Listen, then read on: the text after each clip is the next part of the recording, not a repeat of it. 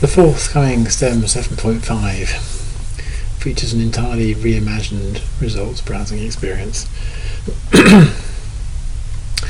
So in this video we're going to provide a sneak preview of the general approach and some of the new capabilities.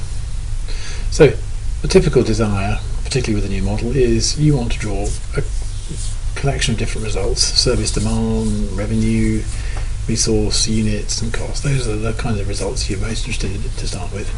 So it's quite important to make sure that it's as easy as possible to gather together those outputs with as minimum fuss as possible and with as few clicks. In the new interface you can go graph draw like you did before and so we can let's pick a service, let's pick a resource. I'm going to put them both together. You'll notice I'm picking the elements first. One day we'll actually make it possible to do it directly from the editor. At the moment it's just a question of saying what are you interested in first, and then what graphs do we want to draw. So I said we'd like to look at demanding connections, there it is, demanding connections, revenue, and we might want to look at something like installed and incremental units and capital expenditure. So 4 graphs, and we'll say OK. And because this is a prototype, I've got 1 graph, but when it's finished I would have got 4 graphs straight away there. I forgot that I was only going to get the 1.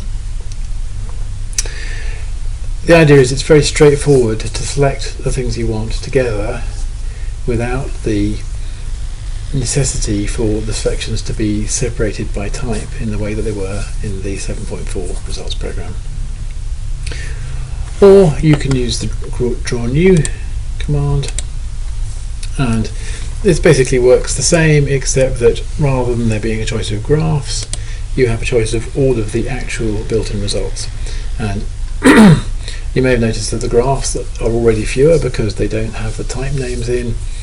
The results are very many, and so in order to make this easy to navigate, there are some ways you can filter this now.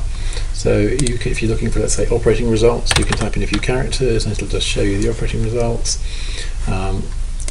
Alternatively, or in addition to that, you can choose to filter down to, let's say, only the essential results, or in fact I didn't choose any, or the standard or the advanced would be absolutely everything under the sun.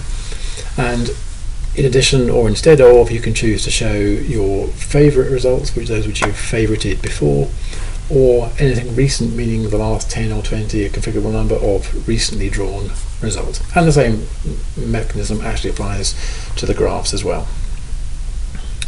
So one thing this allows you to do, let's suppose you wanted to go and draw something like 2 numbers. So one thing that you can do now on a single chart, if you want to, is you could pick your service and your resource, and for results we could go in and we could say, well, I'd like to have, let's just pick up the operating charge, here it is, and with no further ado I could say the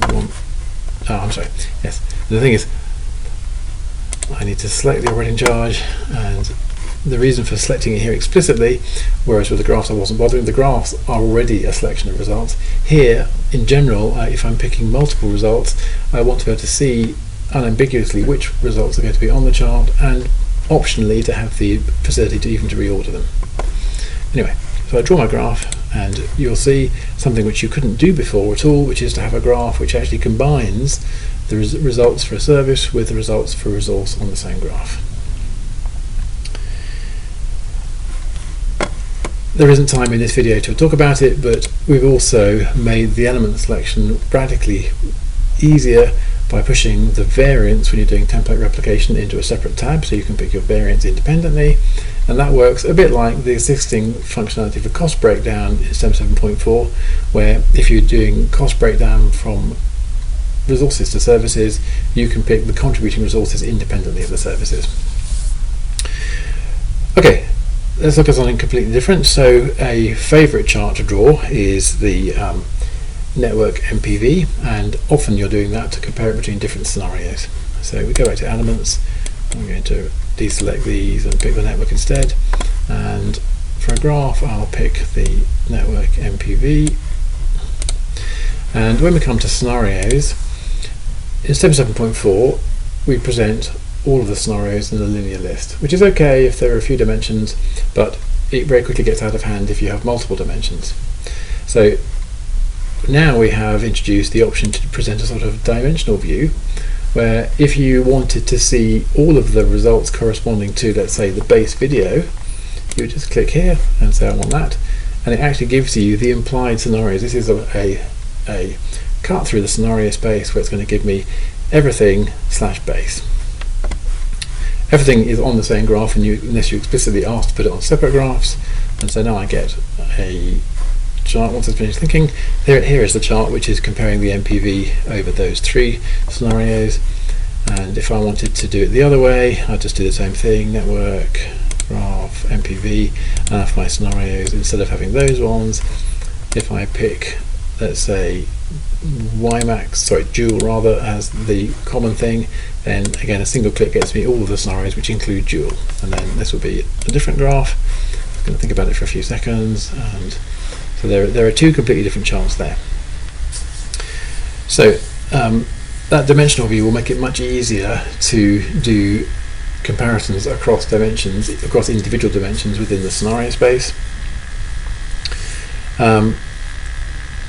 And then finally, there's another thing which is also new to do with combining multiple dimensions of data on a chart.